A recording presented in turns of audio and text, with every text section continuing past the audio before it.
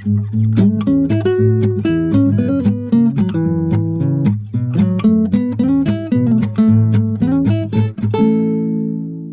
and welcome to Backyard Road Trips. I'm Zack. I'm Jim.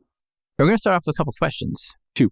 Okay. Today we're talking about, we'll do some travel catch-up. Here's some little quirky history. And all sorts, yeah. Yeah. Which president was a Supreme Court justice after being president? That would be Barack Obama. What? Barack Obama, right? No. Okay, so hang on. Who's that? This disembodied voice. Yeah. I'm still here from last week. He'd be no good, he said. This is Ian. How long ago did my episode air at this point? It depends. Who knows? Yeah, who knows? Yeah. Well, here I am still. Uh-huh. And the answer is William Howard Taft. Correct. Who was the president from 1909 to 1913, and then comes back later and is appointed. Come to think about it, I'm not sure who appointed him to the bench. I would guess Harding or Coolidge. Do you know? I want to say, I don't know. Okay. One of the two. Probably one of those guys. Yeah. He was Chief Justice, too, not just Justice. Chief. Was he appointed as Chief Justice? Or Yes. Wow. That was the vacancy. Yeah. Only a couple I of thought them the have court been promoted. voted on their own chief. No, they don't. Oh. No, the president would fill a vacancy at the Chief Justice spot. Now, I think twice, but I can't tell you who, an Associate Justice was elevated to Chief at the vacancy. Then they filled the Associate Justice spot. Mm-hmm. And in the West Wing episode, the Supremes, they kind of they pulled that around.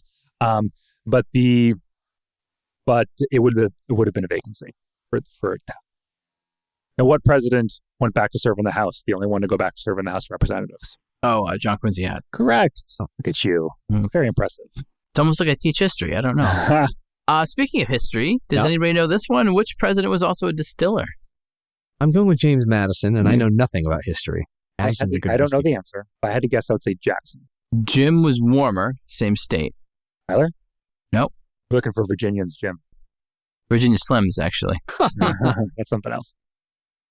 Washington. Yes. George Really? Washington. Oh. Yeah, there's actually a distillery at Mount Vernon. Really? Yeah. Have you been there? I have not. I'd like to go to Mount Vernon, but never been. All right. We're going to have to do a Backyard Road Trips tour. I know. We'll bring Ian live on location? Yeah, we'll do live on location. Ian can come and be our guide. Do you think they would allow that? Why not? They would allow us to record at Mount Vernon. I mean, they still have guns? I mean, what are we going to take them on, right? All right. I don't know. That would be great. cool to take Would you a not tour. do that? Would you not go to Mount Vernon? I would love to go to Mount Vernon.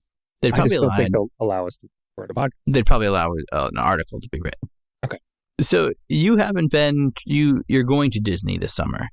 Correct. And you went to Great Wolf Lodge is the common denominator here. You guys have all been to Great Wolf Lodge. That's right. We went last week, which would be mid-July 2025 at this point. Did you go for the day or did you go overnight? We did an overnight. So you stayed in the same town you live. Isn't that funny? Yeah. So, we live in Ledyard, and then we go to Foxwoods to the Great Wolf Lodge. We realized the absurdity at the time, but it's still an experience. No, it's like a cheap getaway. Yeah. I remember during the height of COVID, when it was really difficult to travel, we went to Rhode Island for 2 nights, and it just felt like a huge vacation at the time, and yet it was cheap. Yeah. And so similarly, it was a 2-day trip. We drove 20 minutes, and we were there, highly convenient, and the kids had a great time. Next time you should stay at the Norwich Motel. Ever been? Where is the Norwich? It's not anymore. It used to be where not Comfort Inn, Corey Urban Marriott. So, but Jim, you've been out and about. You went to Great Wolf as well. You stayed overnight too? We stayed overnight. Yep, for one night. I got the impression that they opened a little too early. Okay. And the paint was not on the wall yet? It was surprising. The room that we were in was not.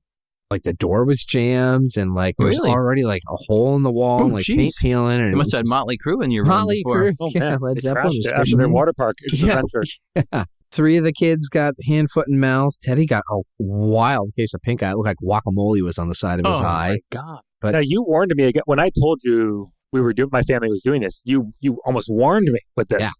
And I wasn't sure how prevalent this was or if this was unique to you, but we had already, booked this. Right. I'm like, all right, I guess we're going, but I just keep my eyes closed the whole time. Right. And, but no, we're all fine. That's great. Do you know if this is the common thing? Water parks spread disease like that? I think maybe it doesn't sound like anyone else has had this problem. Tim went and then no one else got sick. But when we went and we had to take Teddy to the doctor for one of the rare times in his life, the doctor's like, I've seen 3 people from Great Wolf Lodge already this week. And we're just seeing like a lot of people getting sick who's been there. This is a problem.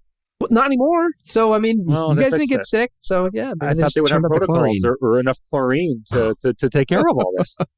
One would think. My gosh. Oh. Going more local, I had one more other a little quirky history. Hell, do you ever hear of Jane Maria Johnson? Ever. That's her story? Jane Maria Johnson. Yeah.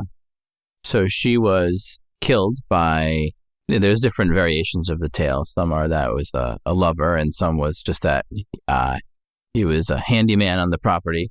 But anyway, he was killed by a man who, the bludgeoning of a gun, and then from the butt of a gun, and then he slit his own throat with a razor blade. Okay, this happened in Basra.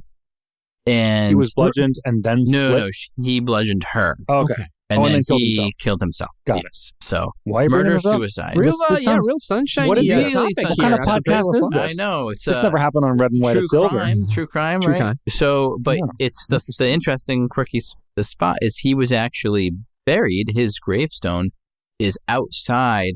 This is have you ever been to the Basra Rural Cemetery? You probably have not. No. Missing out. It's a little it's long. It's not that small. It's long. And he's buried way out where like new people are buried. And actually nude people? New burials. Yeah. Even though this was I was much more interested when we thought it was nude.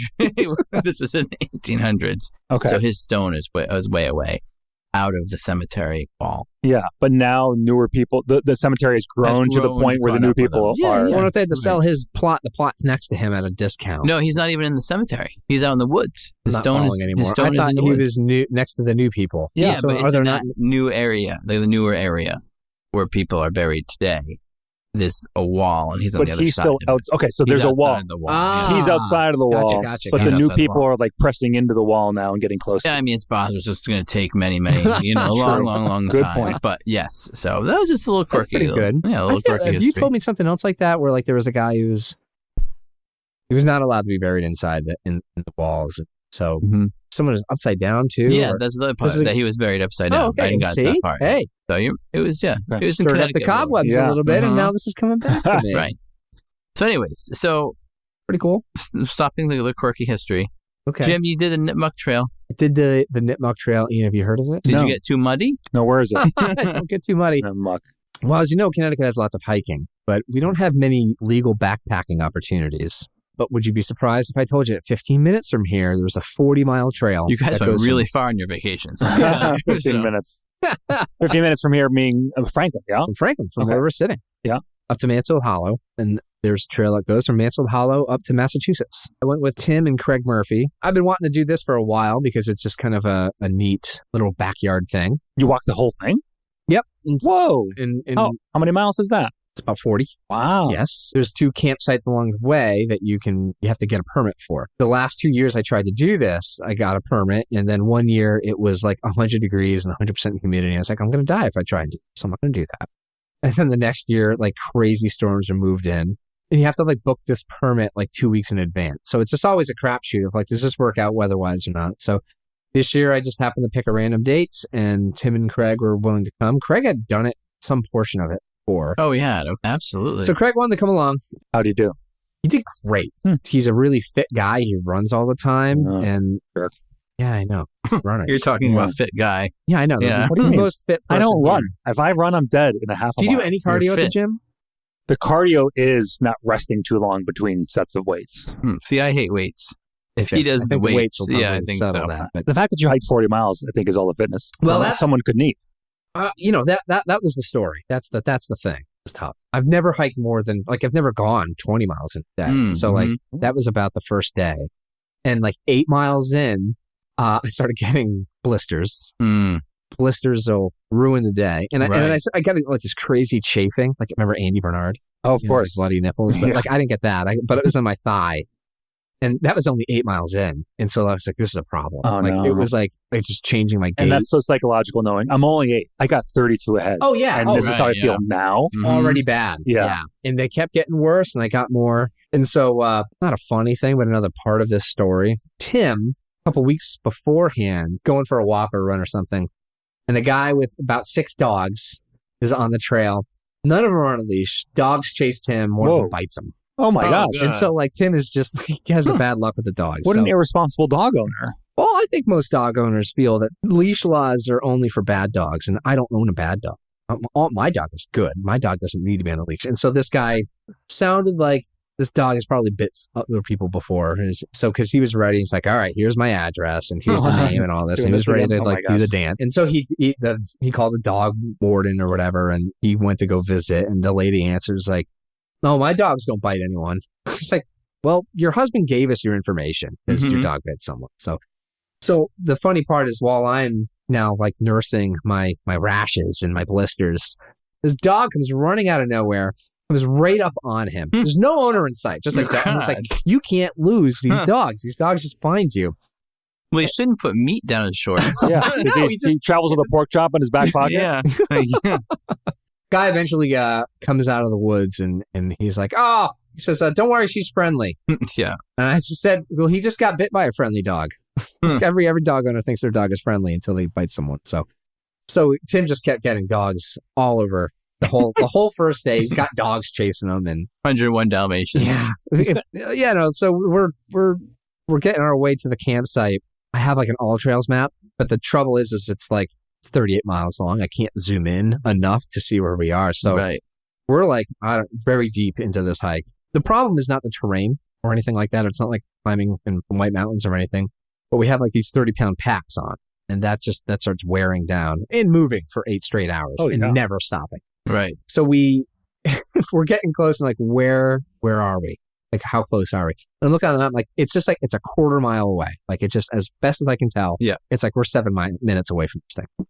So for like the next 45 minutes, we're still hiking. And Craig's like, yeah, it's like 2 miles. We're not even close. We finally get there. We get to this campsite. Beautiful site. Tim lies down on a rock. He just immediately falls asleep. Wow. He's like snoring. He's out. Craig's fine. Yeah. Nothing's going on with Craig. He's a piece of cake, but jerk. Yeah, the jerk. He's a year younger. It's really showing it off. Right. Yeah, it's because he's all younger. The difference. And I'm struggling, and I'm just like, I don't know. Like now mentally, it's just like this was the easy day, and tomorrow I have to do a harder, longer day, injured. So that was. So you're giving it a big think. I'm giving it. I got nothing else to do but to give it a big thing. Yeah. So that was something to consider. Also, we had the bright idea. I had the bright idea of like, well, let's not carry a ton of food. We're close to the road. Domino's is close to the road. Let's just order Domino's. Yeah. So I called Domino's the day before to make sure like they were cool with that. They said yes. And the year before I was going to do this, they also said yes. So we get there and we're like, all right, we need to eat. Let's get some food. Domino's like, yeah, we can't.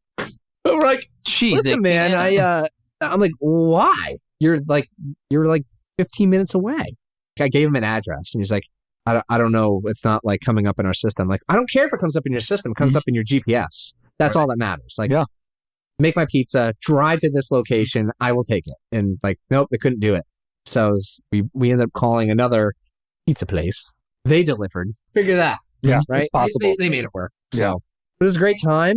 We all had tents. I slept in camping hammock. Oh, so really? It was great for my back. That's you cool. go camping? Hammock? No, but given the choice of a hammock, I would take. Yeah, right. Yeah, I recommend over the ground. Yeah, it's great.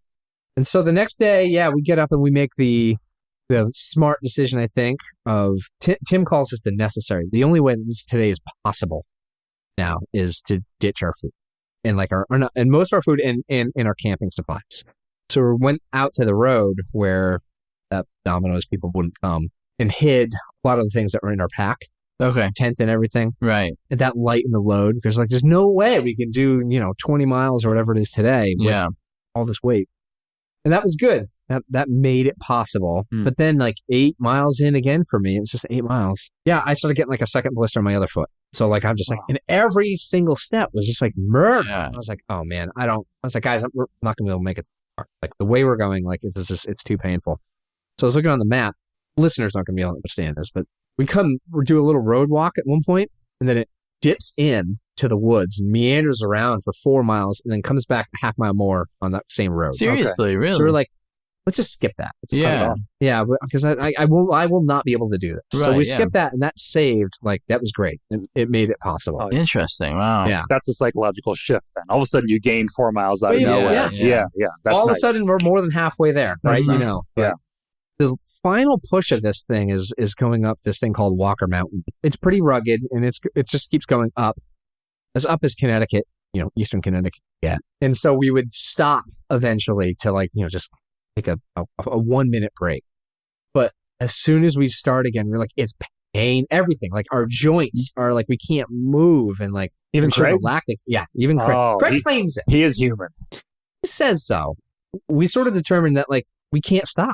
Like if we want to not be in pain, and ironically, what we have to do is just keep walking. We do make it pretty close to the car, and I come to this decision. There's no possible way we were going to camp that night and then sort of hit the border the next day. I said, there's no possible way. If we stop now, I will not be able to move tomorrow. Just keep going. The final push. Let's just do the final push today. I feel like I'm with you. I think I would have wanted to say, I want to go home tonight. Yeah. This is the way to do it. Just finish it off. So you did one night. We only did one night. Okay. So we get to the car, we kind of stop, we eat, and we decide we're going to leave all of our stuff here. Mm-hmm. So like it's a mile to the campsite, not that we're going to stay there, and then 2 miles to the border. It's like, that's not bad. We start walking, we get to the lake and realize this isn't where we're supposed to go. We went the wrong direction. Mm-hmm. So like we had to go back to the car. Oh, the double back. Oh, the double back is just on just the longest day of our life. Yeah. And so then we find... sorry. Yeah, go Hang on, I got to jump in. Oh, yeah. Did you identify whose fault? Oh, it's my fault. Oh. It's always my fault. Oh, that hurts. Totally my fault. I knew their blister just for that one. Yeah, it's what I got because anger at someone else could have sustained the double back, but guilt is debilitating. So that makes the double back worse. I was in a prime bad mood. Yeah, I was mad with myself. Because also, like, blisters are preventable. Like, I didn't have the right socks, and I knew I should have. The socks. Yeah, that's an easy one. And so we find the right trail.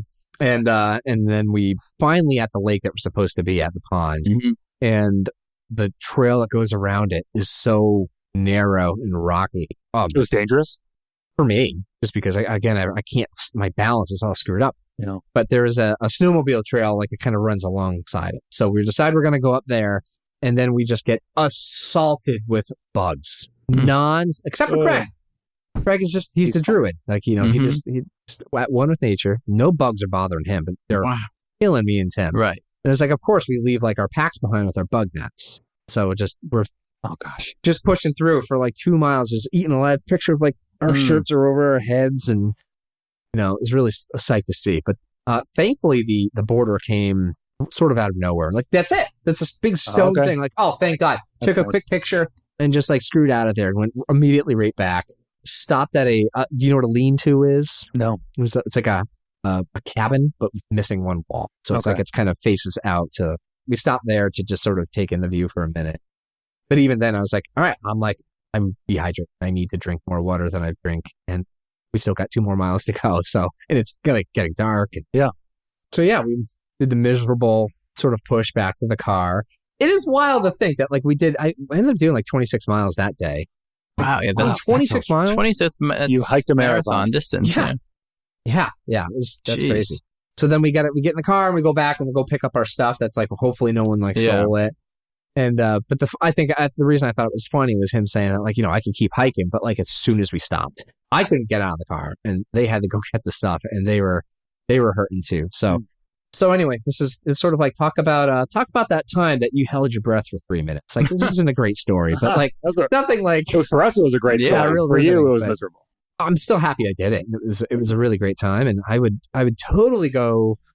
Zach, you're not a camper, I know, but like Bigelow Hollow in the I would try fall. Camping for one night. Yeah. Should we get him to do it? We should get him to do it. You want to come along? No chance. But, no chance. Let me ask you more about your experience. You look like an outdoorsy guy. If you had to do it again, could do it again, but dress appropriately and have everything, would you have been fine? Was it the distance or was it the bad decision? Bad decisions. Yeah, I was unprepared. And I think it's funny because I pride myself as a prepared person for hikes. But had I just been wearing the right stuff, this would have been not as miserable. Maybe this should be an annual thing you do. No way. No, I'm happy I got it done. Congratulations. Thank you on the accomplishment. Then you guys went to, I know Ian's going to Florida, and you went to Florida too? Yeah, I did. We went to Orlando. We did Epic Universal, that new park that they opened up. Oh, so they have 3 parks now. Universal. Yeah. Jeez. I think it was cool. It was a good time. It was very hot, but you're not. You said you're doing Disney, right? Exclusively. Exclusively. Have you ever done? Did Universal Studios for a day trip once? Yeah. Yeah. Never again, huh? Well, it's not my thing. Disney's not my thing. I never went as a kid, but this is now it'll be my second time with kids, my third time with my wife. She loves it. Of course, they love it. I really don't like it. What do you not like? I'm miserable on the inside the entire time, but very happy for the kids who are having a great day. That part makes me happy to see their joy. Yeah. But on day 2, I'm like, I want to go home. Summer's tough too going. I mean, it's a lot cheaper, but it's for sure. It's cheaper in the summer? Trade-off. Yeah. But if you go over the heat's terrible in August. Sure. Oh, I know that. Yeah, April vacation, that's going to be the worst. Oh, okay. Yeah. That's the time. Or December. February. Yeah, December too. Yeah, exactly. What do you do to keep yourself happy? Well, I mean, I look at the kids' smiling faces. And that's enough to sustain your misery? For sure. I mean, it is such a talk about a first world problems complaint. I'm at Disney World. No, but I don't feel anyone. No one's going to feel sorry for me. You're a teacher, man. You're not a Elon Musk over here. Yeah. So it's okay. Yeah, it's just rough. It's a lot of walking. How long? And I don't like rides. Like, I'm not a roller coaster guy. I don't care about the princesses. I don't care about the characters. None of that stuff is for me. But your wife is into it. She's really into it, and then it makes the kids' life. So we do what we do. We're dads, right? Yeah. This is true. Yeah. Do you get to do anything fun that you want to do while you're down there? No. This is just the food's pretty good. Buffet. So I get to eat. There's a seafood buffet at one of the places. Is that what you do? Yeah, we went there last time. Eat. I don't know whether I did the seafood buffet Zach's talking about, but we stay at 2 Disney. We stay at 2 different Disney hotels. 4 days one place, 4 days the other. Which ones are you staying? So that's a lot of perks. I don't know. My wife plans the whole thing. We did the buffets at the Cape May Resort on the boardwalk. Okay. And I could go there even if I'm not staying there. Okay. Yeah, we didn't stay there. Correct. We stayed at the Dolphin. She has a spreadsheet of every restaurant that we're going to eat. Really? Okay. Yeah. And what? Wow, you guys are perfect for each other. You don't know. That should have been part of my red and white, actually. The compatibility of the marriage. But we're doing all 4 kingdoms, but she knows the days we're doing them and how we're park hopping and the rest days and what we're doing and all the rest. She's got it down to a science. 8 days at Disney? 8 days, Sunday to Sunday. That sounds like an $8,000 trip. I know. It's pricey. Oh man, I'm so sorry. I know. Listeners, if you want to, let's get a little GoFundMe for Ian. Bring it on. Yeah. Son of a bitch. I told you that when we did. I've said this in the air before, but we did a trip to Disney one April break. And the next April break, we did a trip to Italy, and it was the same price. As Italy? Going a whole other country? Yeah, we did Rome, Tuscan countryside, and Florence, and it was the same as. You took the kids to that trip? No, that was before. This was just Jackie and I did Disney. Yeah. And our trip to Disney, just us, before kids, not even staying in the park, was the same price. Wow. Mm-hmm. Yeah. So is this your life for every summer? Like every summer is going to be a Disney? So we weren't even going to go. So I had started planning a trip out west. I want the kids to see the country. Yeah. Rushmore, Grand Canyon, etc. And she was on board. But then we had this big conversation where she saw that the kids are growing up. They're not going to be small forever. And they're getting big. And the older one, Arden, 10 years old, is getting cool. And just the very first glimmers of, you're losing. Yeah, right? Like, we aren't perfect, and he doesn't want to spend all his time with us. We're getting that just with most Danny, of his time. Mm-hmm. And so before the magic is gone, she wanted to go again. Our last time was 2 years ago. And we might be trapped in like a biannual cycle for a while until the kids don't want to do it anymore. And then maybe I'll get my Western trip. You have the Eiffel Tower right there. I mean, you have the Chateau Frontenac. I'm trying to think what else. Are you talking about Euro Disney? We're talking about Epcot. You have that. Oh, yeah. So it's like you're traveling the world. Yeah. I got you. Yeah. In Siena, I think you have no, it's not Siena. It's Venice, the tower there. Epcot is my favorite of the 4 me too, yeah. parks because of that international, the fun that you're going to do. Right. Yeah. Then where you can eat and drink. Yeah, exactly. So, yeah.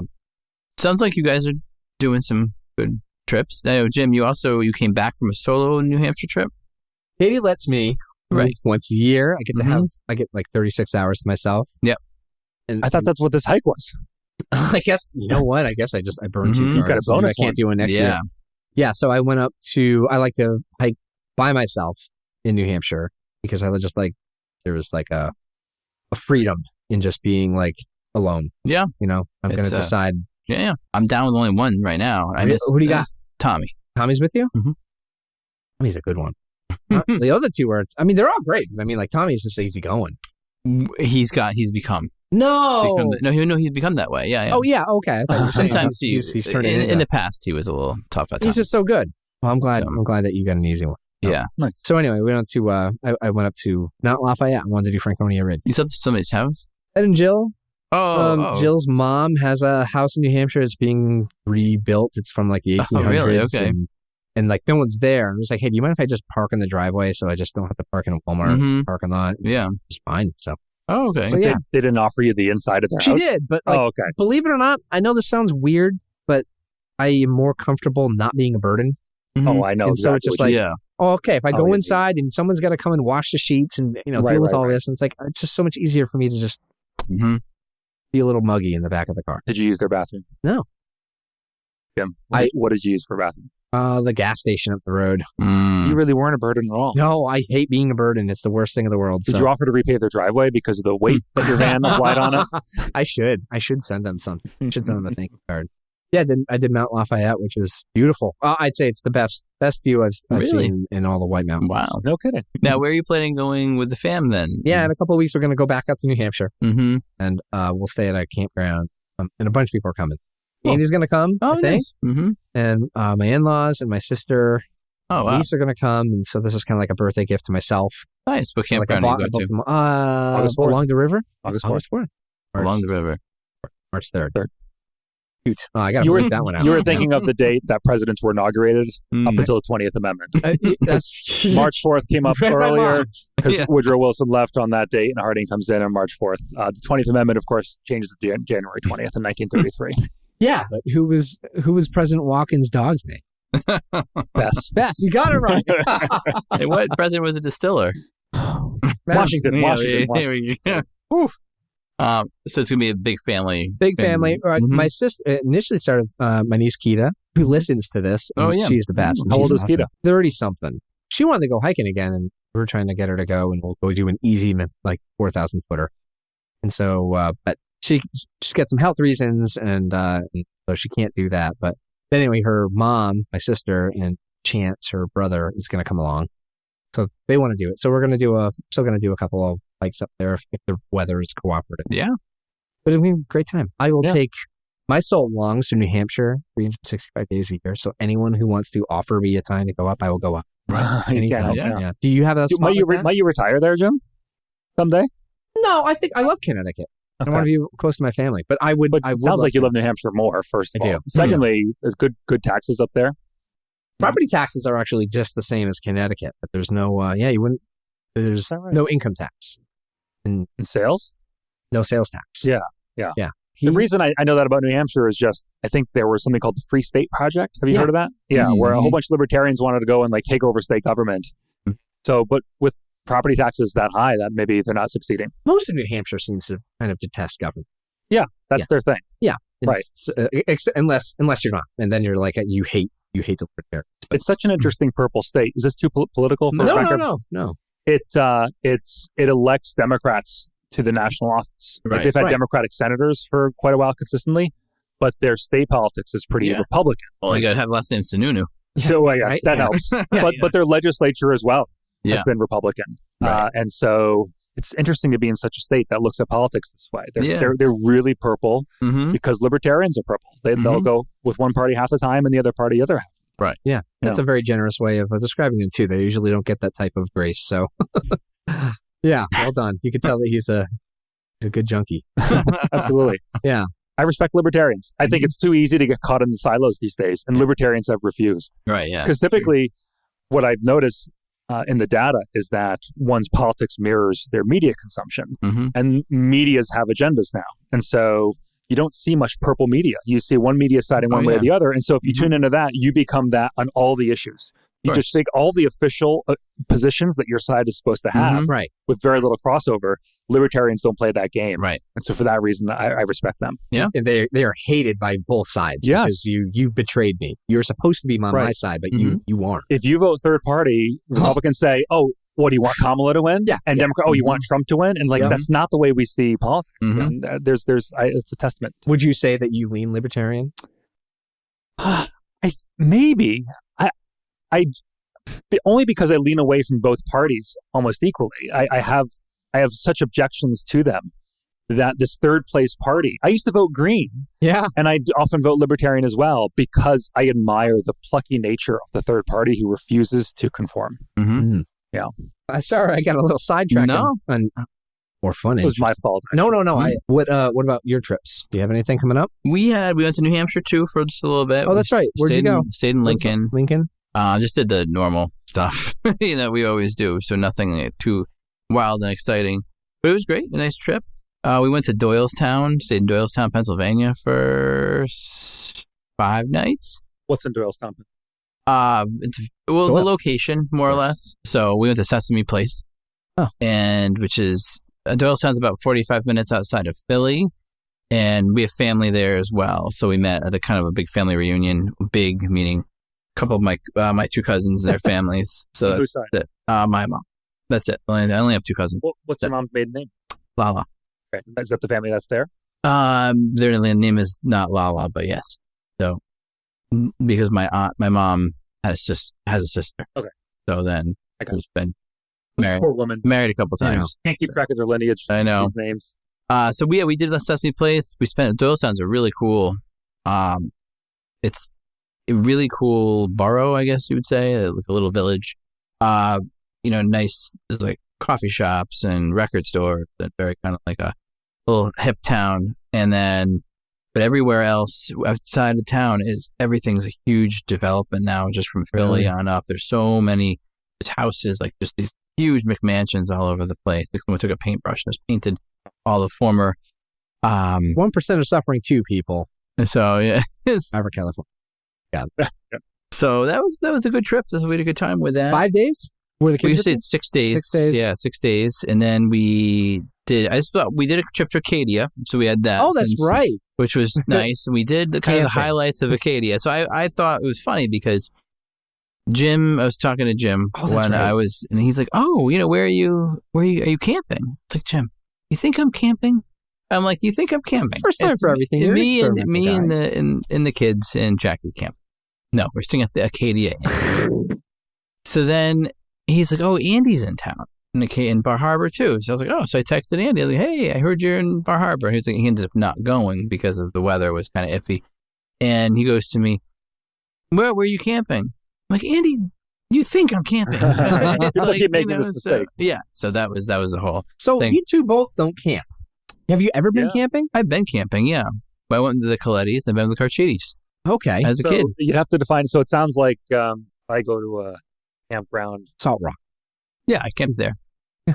And Acorn Acres.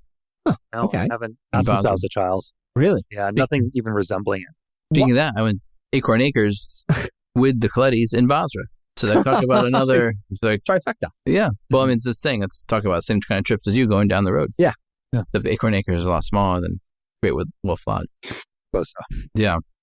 You want to do all these Western trips, but no. Those would all be hotel based, hotel motel based. What's on your bucket list for the Western? So I've never done Rushmore, so that's on there. I hear it's an underwhelming experience, but I still want to do it all the same, especially with my love of presidential history. Mm-hmm. I have already done. My wife and I had already done Grand Canyon and Yellowstone and Zion and Bryce. We've done that, but I'd like kids to do that as well. I've never done any of those. Oh. Okay, yeah, those are all great. Grand Canyon, not underwhelming. Mm-hmm. It is the opposite of that. Yeah. There's a word, overwhelming.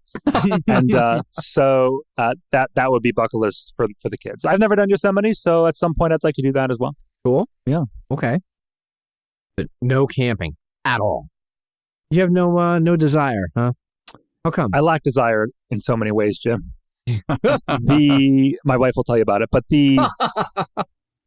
I think, although taking a trip is not part of a ritual or a habit, I am a creature of habit. Like I love being home because I control my day. Yeah. So it starts with an early wake up and I do the hard stuff. We've been over this. Mm-hmm. And, there's a pace of the day that I'm very comfortable with. And just about every trip I ever take, I want to be home on day 2 or day 3 because I want to get back into that routine. And it's impossible to have a routine.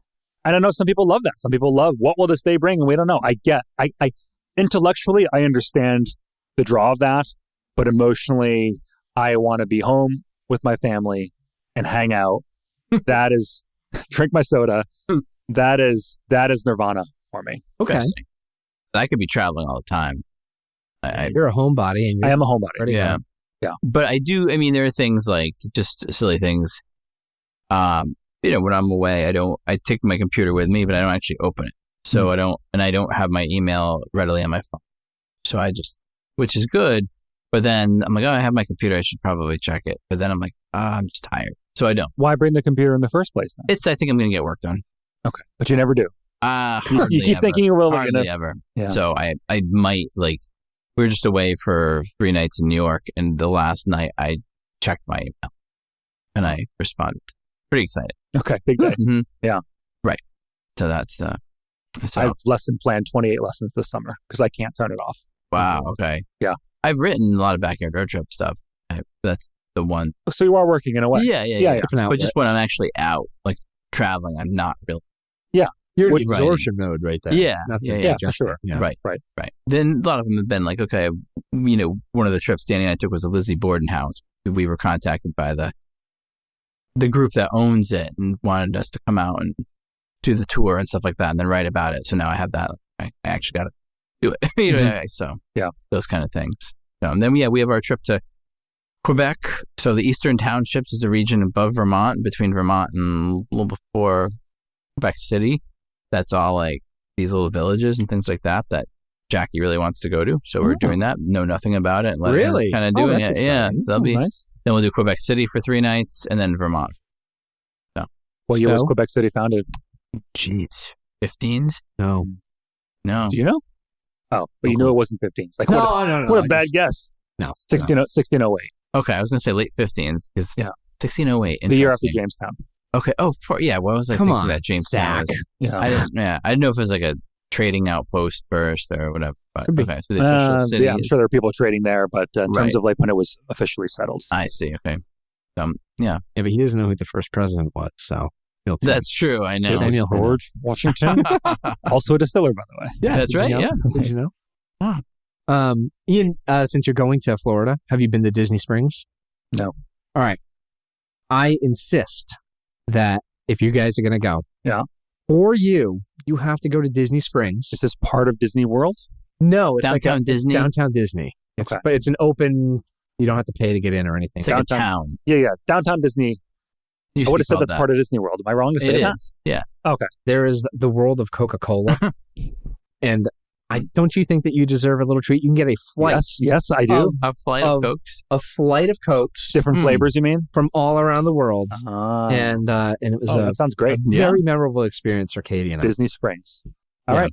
Please I'll insist. This will be my one thing I get out of this trip. Yes. He's going to be, they'll look for him in the morning and he's gone. He's going to be hyped up on all that syrup. I'll have to insert it into the spreadsheet and hope my wife doesn't notice. Right, yeah. Wednesday. I don't remember writing this down. Maybe you get sick during one of the days. She's got to go. And then I escaped to Disney Springs. Right, exactly. Just drown your worries in Coca-Cola.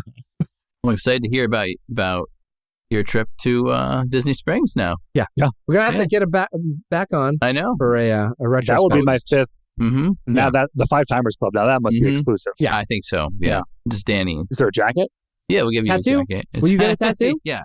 Of backyard road trips, yes. Yeah, right across your back. Of the jacket. It's a tattoo of the jacket of backyard road trips. Yeah. Over the whole body. It's life size. Right. Yeah. All right.